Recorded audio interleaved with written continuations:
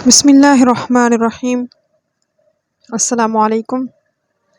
آج ہم آپ صلی اللہ علیہ وآلہ وسلم کے بچپن کا واقعہ بیان کریں گے۔ ویڈیو شروع کرنے سے پہلے آپ سے گزارش ہے، ویڈیو اچھی لگے تو اس کو لائک کریں، چینل کو سبسکرائب کریں، آپ کی مہربانی ہوگی۔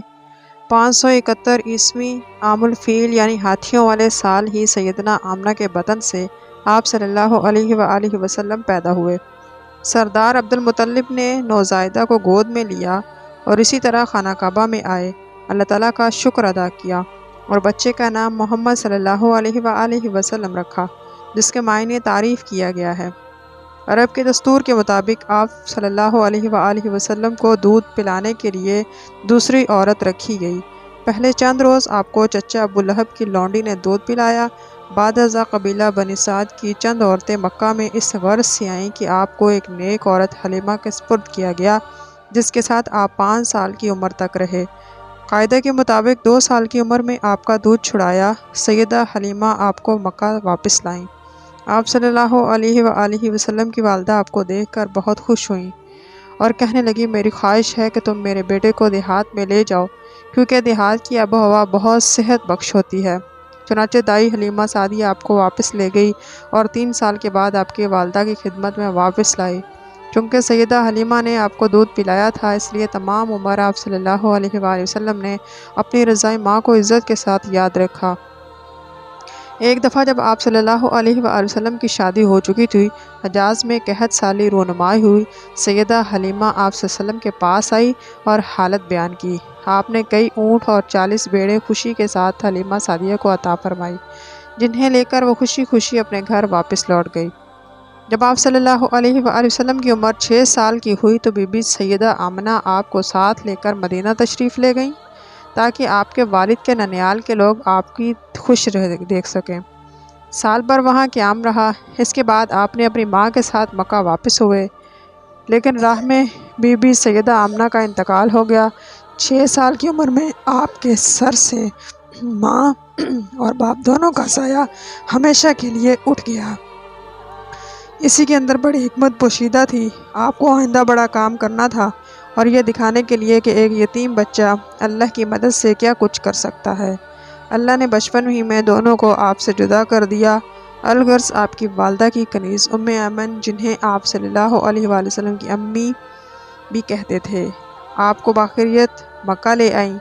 قرآن شریف میں اللہ تعالیٰ نے اسی حالت یتیمی کا ذکر کیا جس میں آپ صلی اللہ علیہ وآلہ وسلم کو اللہ تعالیٰ نے اپنی نعمتیں گنوائی ہیں۔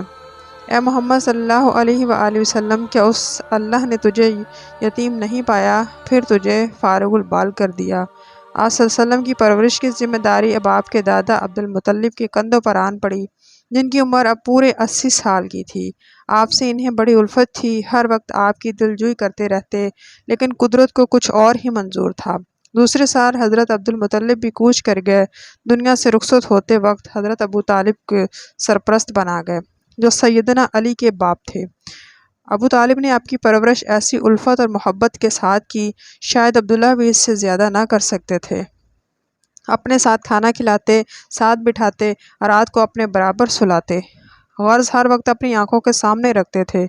قریش لوگ عموماً ہر سال تجارت کی خاطر دور دراز ملکوں کا سفر کیا کرتے تھے، لہٰذا جب آپ صلی اللہ علیہ وسلم کی عمر 12 سال کی ہوئی تو حضرت ابو طالب کے ساتھ ملک شام کا سفر کیا۔ اب 12 سال کی عمر میں پہلی دفعہ آپ صلی اللہ علیہ وآلہ وسلم کو وطن سے دور جانے کا اتفاق ہوا۔ جب آپ صلی اللہ علیہ وآلہ وسلم ملک شام پہنچے تو حضرت ابو طالب کے ساتھ اکثر لوگوں سے ملنے کا اتفاق ہوا۔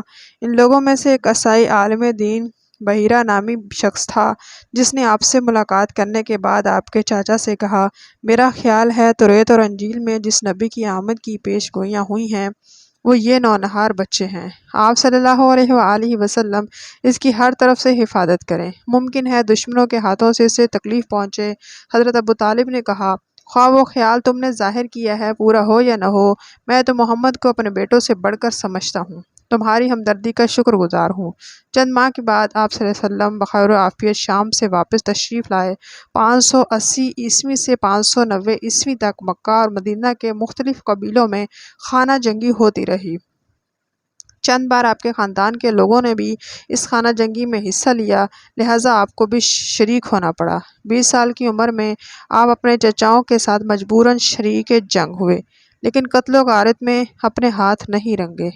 آپ صلی اللہ علیہ وسلم صرف یہ کیا کرتے تھے، میدان جنگ میں جو تیر آ کر گرتے تھے وہ جمع کر کے اپنے چچاؤں کو دے دیتے تھے۔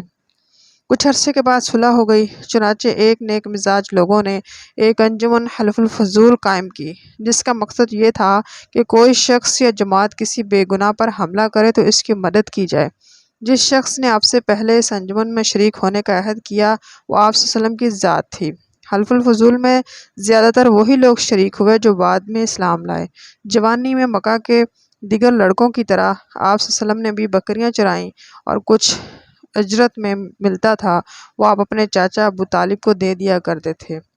جس قدر حالات آپ صلی اللہ علیہ وسلم کی زندگی کے لیے ملتے ہیں، سب اس بات پر پوری طرح متفق ہیں کہ بچپن سے آپ کی طبیعت میں نیکوکاری، پاکیزگی، حسن اخلاق یہ سب خوبیاں ہیں کہ لوگ حیران رہ جاتے تھے۔